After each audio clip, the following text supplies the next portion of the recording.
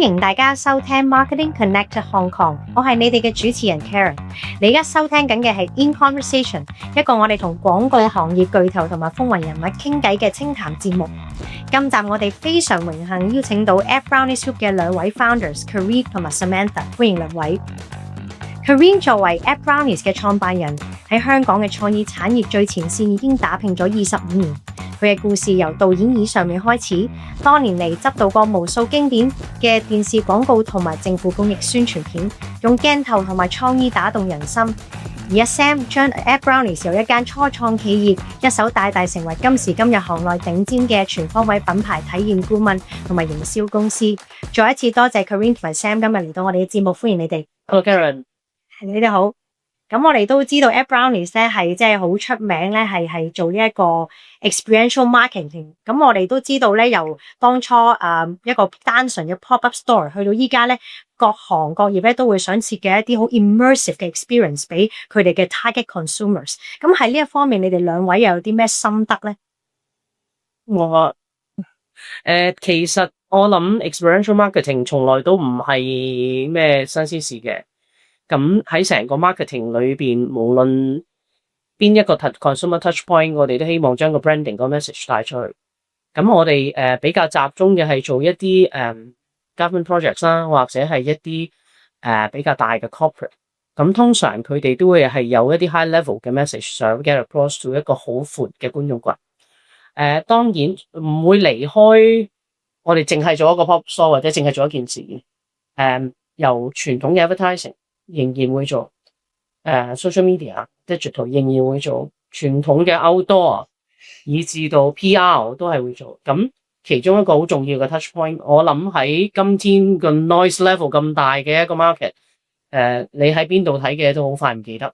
咁反而係任何一個 consumer 當佢自己摸過嗰樣嘢、玩過嗰樣嘢、experience 嗰個journey 之後，你會更加容易入腦，同埋某程度上都真係一個比較 soft selling， 又可以留到多啲時間你個 consumer。如果以傳統嚟計，我哋30秒廣告、1分鐘廣告 ，digital 叻到盡，可能3分鐘都而家冇啦。我諗1分鐘留得到你已經好叻啦。以至到如果喺 social media platform、digital platform， 你今呢一下 click， 你攞咗嗰個 click， 攞到嗰個engagement 之後，你會有千萬個 marketer 繼續喺度攞緊同一個 click 同一個 engagement。咁我哋點樣可以盡量 expand 到嗰一個 audience 係喺嗰度淨係接收我哋嘅 message 咧？咁都發現去到最尾嗰下有一個地方俾佢哋去感受下。咁我哋過往我唔講自己嘢先啦。咁我諗舊年大家好記得嘅應該係麥當勞。咁我好記得嘅小朋友嘅時候，70年代第一間麥當勞係我哋好多回憶嘅地方。咁佢將佢 bring back。Older generation 會有個 recall 啦 ，new generation 亦都會覺得得意。咁當然唔係淨係話起咗出嚟嘅地方，咁你行入去就算。咁你點樣再係 engage 咧？我冇記錯 HSBC 有做啦，應該我冇記錯係舊年定前年 HSBC 亦都做咗一個防騙嘅experience center。佢應該做咗個例如島，我冇記錯喺大館。咁其實在你都會睇到大嘅 marketer 佢哋好需要有啲 tools 係真係 catch 到個 eyeball。咁我諗呢個某程度上就係可能我會覺得比起傳統嘅 roadshow、傳統擺個 event 更加行前一步嘅一個 marketing 嘅手段。其實我諗 Karine 頭先都提到咧，點樣去用 experiential marketing 咧去 bridge online 同埋 offline 嘅一個 touch point 同埋 experience。因為而家咧學你話齋，而家大家嘅 attention span 可能得10秒以內，甚至可能短過5秒。咁佢哋可能就係碌手機啊，或者睇一啲線上嘅一啲平台去睇一啲content。但係可能喺線下marketers 或者 brands 佢哋去更加想 grab 到客戶嘅 attention， 就需要用一啲咁嘅 experience 或者去catch 到佢嘅 eyeballs。咁或者 Sam 都可以講下點樣可以幫客戶咧去做到一個 bridging 個 offline 同埋 online 個 experience 更加全面咧。我覺得兩樣嘢係complement each other 嘅。咁因為實體嘅體驗咧，而家大家都好注重。咁所以 online 有時候可能係 give it 一個多啲嘅 push，有一個 top of mind 嘅 reminder，咁又有一個實體體驗咧，係嚟得更加深入，咁嗰個就深入化咗我哋成個 campaign 或成件事。我諗我哋大部分嘅 project 都係，即係我哋唔會就咁 single handed 做一嚿嘢出嚟，通常都係已經有一個幾成熟嘅 campaign，或者係一個 big enough 嘅 project。你需要喺唔同嘅渠道嗰度做，咁呢個亦都係翻去，即係我諗 day one 由頭到尾都係講 integrated marketing 啫嘛。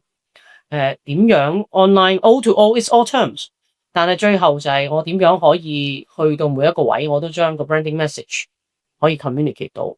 而我形容嗰樣嘢就係我喺邊度撳一粒撳釘，令到你真係可以 anchor 到，你會記住。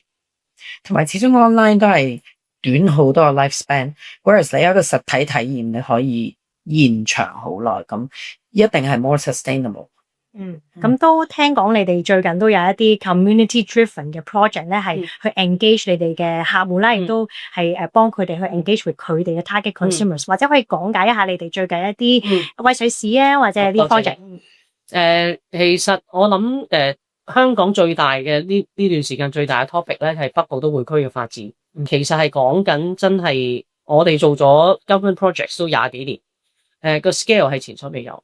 亦都牽涉到嘅係，我諗喺 Covid 之後，香港一個成個由根本點樣可以reinvent 一個新嘅香港出嚟，咁影響嘅輻射就好大啦，即係唔係淨係簡簡單單講到我哋700萬人咁簡單，government 要去做嘅，當然佢會發展就會影響當區嘅市民，我哋其實每一個園區。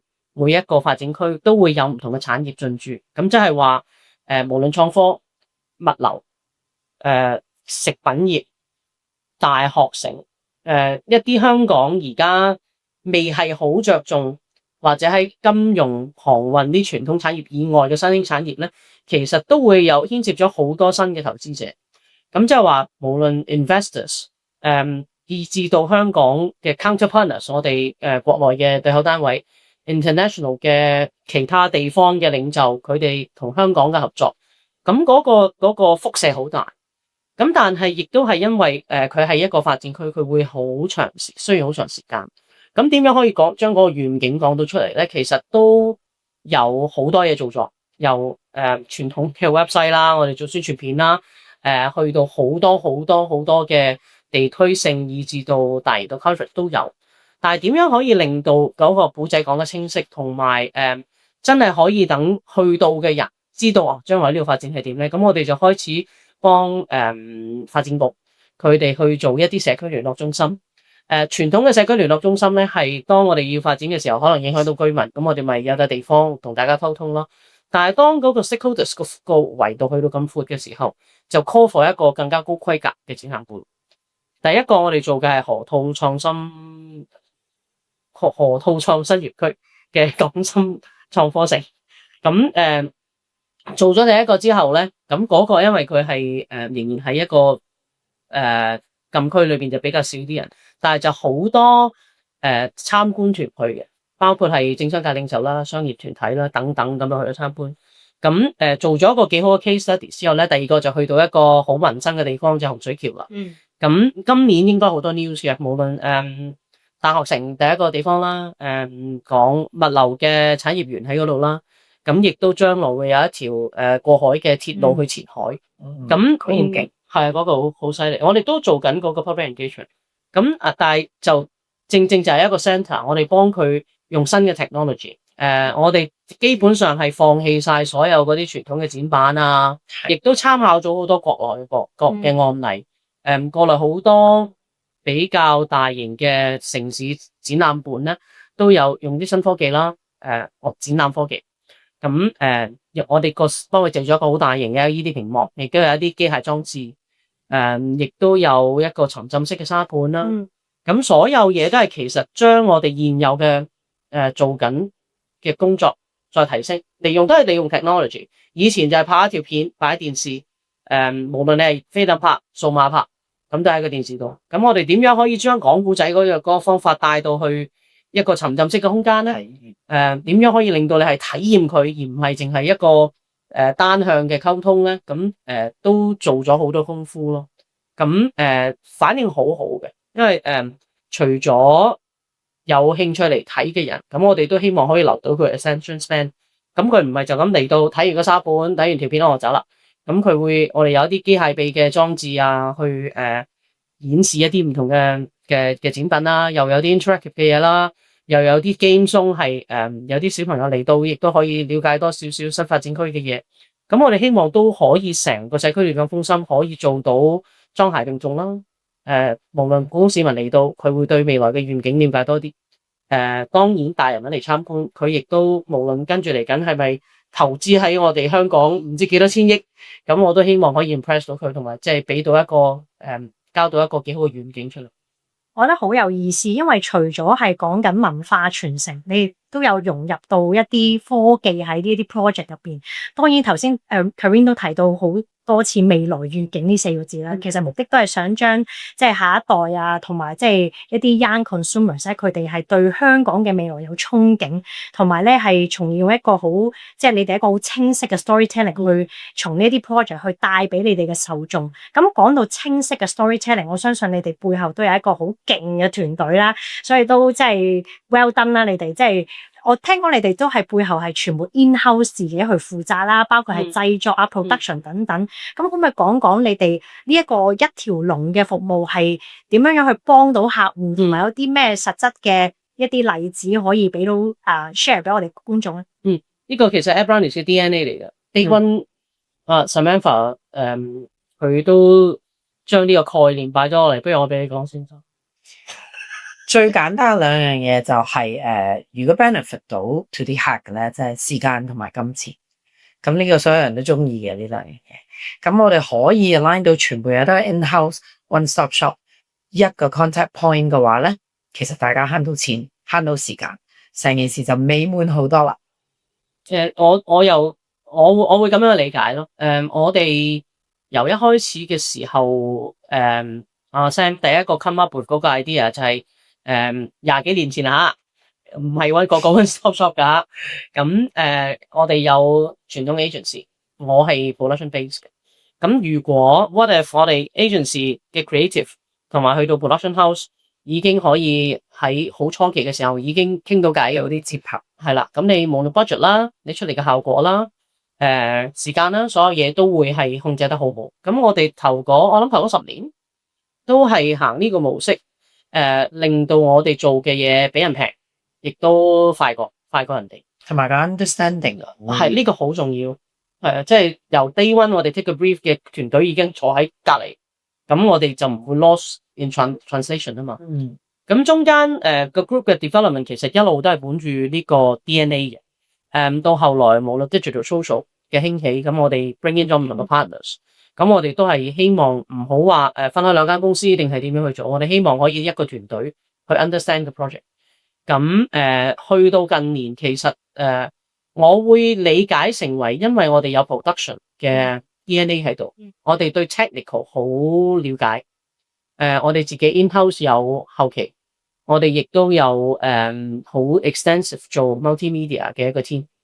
咁佢哋對 technology 即係 media 嘅 technology 咧會比較容易啲處理。咁我相信而家最 benefit 到嘅咧係 creative 咧，佢哋有陣時諗到啲 idea， 佢行過隔離就係行去 studio 我哋咁樣做唔做到啊？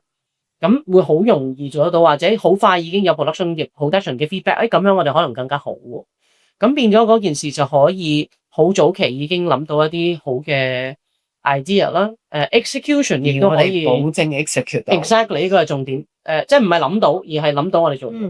咁近年我哋亦都應該話，即係呢一個 vertical 嘅 integration 咧，其實我哋都覺得個模式好成功。咁有咗開始做展館嘅一啲機會咧，我哋就開始揾更加勁嘅 partners 啦。咁我哋就同國內有一間上咗市嘅展館公司，佢哋就合作。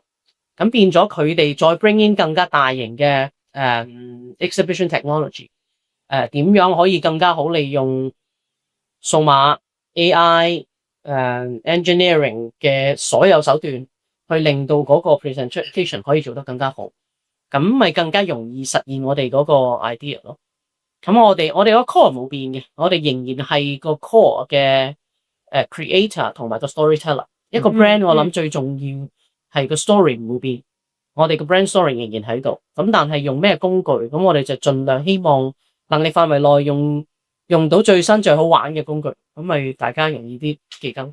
我相信你哋嘅創意同埋去到 execution 嘅認真咧，都係喺你哋嘅project 或者一啲 work 上面可以見證到嘅。咁所以都即係再次恭喜你哋啦。咁係啦，咁Kareem同 Sam 你哋兩位都係行內嘅前輩啦，咁都好有經驗。咁老嘅，好有經驗，我認。係啦，咁我又都想請教下兩位。咁喺呢一個 AI 時代嘅巨輪啦，亦都有好多變化底下，咁都大家都知道傳統科 A 而家有好多嘅變化啦，大嘅 agency 可能有一啲 restructure 啊，細嘅 agency 亦都可能咧要隨住呢個時代變化咧，要去加入一啲 technology 或者新嘅即係一啲科技去幫手。咁你哋點樣睇breaking the silo？ 因為頭先 Kareem 都有講過話，其實你哋嘅賣點就係 production 可以喺隔離 team 就可以即刻去由 idea 個 creator 可以去揾到嗰 production 嘅同事或者 teammate 去大家傾成件事點樣構思。咁對於頭先我所講好多大嘅 agency 或者其他行內嘅朋友，佢哋都想去知道點樣去 break the silo， 去令到成件事個 operation 更加 seamless。大家喺呢一方面有冇啲咩心得或者可以advice 去送俾我哋嘅 marketing 朋友？你送下俾大家。我個波掉遲咗一下添。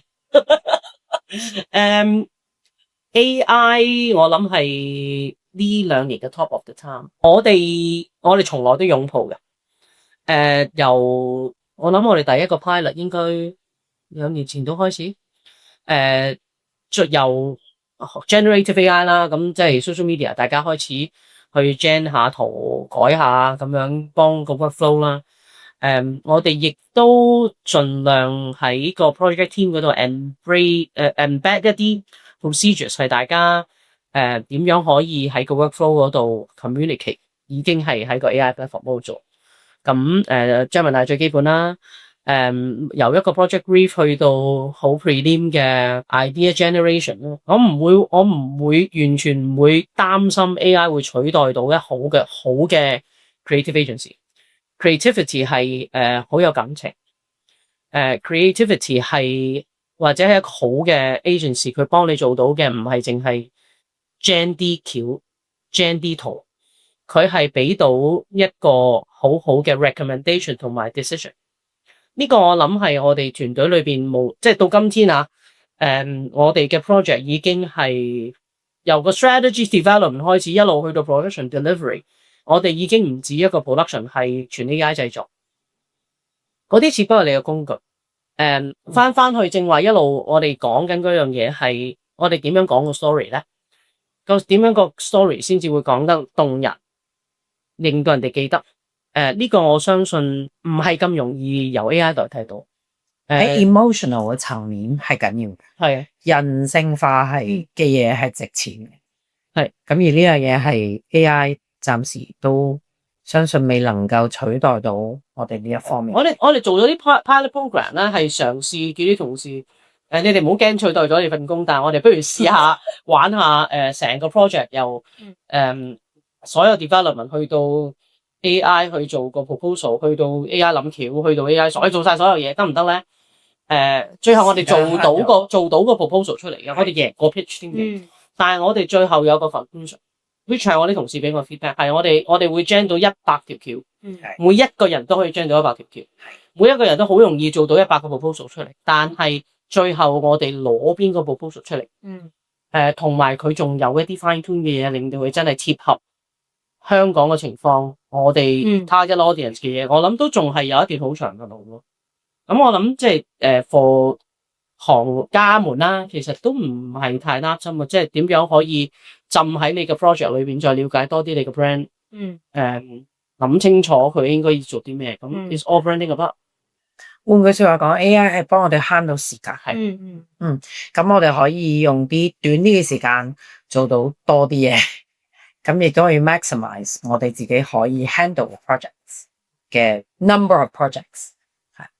絕絕對係都 AI，大家都係會想去 enhance 呢一個 efficiency 啦，同埋呢一個人手去處理一啲好重複嘅、好繁重嘅 task。咁但係 creativity 係絕對取代唔到。咁當然亦都有賴同事之間無協作啦。咁最後都想問兩位未來嘅計劃，呢一年嘅計劃有冇啲咩可以透露俾大家知咧？透露呢啲嘢，透露啊，有啲真係唔講透露咩？我哋咁樣啦，我哋手頭上嘅 projects 都 ongoing 係做緊好多 multimedia 嘅嘢，亦都有一個相當大嘅exhibition 嘅 project，嗰個唔講得係邊個，冇問題。我都我自己都係拭目以待，因為用緊好多新嘅 technology，有好多都係 even 喺國內都係只係用過一兩次咁。嗰個會係我諗，希望明年我有機會再同你坐低傾下偈，同你介紹。咁另外就係另一方面咧，其實我哋一路都繼續 enhance 緊係成個公司，我哋唔係淨係話Everyone 走咗去做展館，唔係，佢係其中一隻 leg 嚟嘅。我哋希望可以最後可以嗰度有啲好亮麗嘅嘢出到嚟，但係我哋仍然冇變個初心。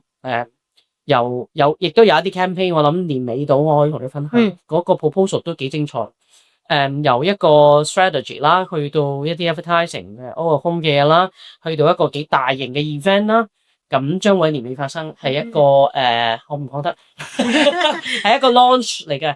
我哋仍然好 appreciate 我哋嘅 client 都仲係好 believe in 一個真係 integrated 嘅 marketing strategy， 點樣可以幫到個 brand， 唔係淨係喺 social 嗰度係一個細嘅群組就以為做得好好，或者我哋唔係淨係做一下半下燒完煙花就算。咁我覺得都係一個翻去最籠統嘅說法，就係一個好嘅 branding 其實需要好多長時間同埋好多唔同嘅 tools 去幫到 build up。咁我哋一路做緊呢一方面嘅工作，嗰個希望好快可以同你透露，拭目以待。而從中我覺得我哋最滿足嘅咧，係唔係我哋用咗一啲好 high technology 嘅嘢去advance 咗我哋所有嘅 job 嘅 content 咁簡單。我哋好彩可以 through 我哋好多唔同嘅呢啲 job 咧，可以每一個 job 都有一份意義喺度，可以回饋到香港啦，我哋自己長大嘅地方。咁希望咁樣可以即係令到成個香港都好啲。咁呢個係我哋覺得最滿足嘅，即係唔係一個齋 commercial 嘅一個貢獻咁簡單。係咁呢個我哋即係最滿足嘅嘢，唔係淨係高科技融入。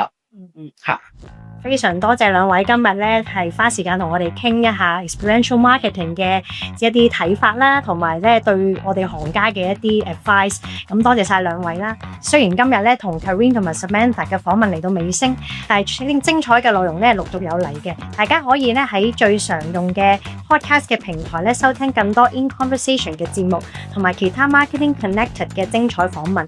想緊貼最新資訊嘅話，就記住要 follow 埋 Marketing Interactive 嘅社交媒體專頁，無論係 LinkedIn、Telegram、Facebook 定係 Instagram 都可以揾到我哋。喺呢度再次多謝大家收聽由 Marketing Interactive 帶俾你嘅 Marketing Connected。多謝晒大家，下次見，拜拜。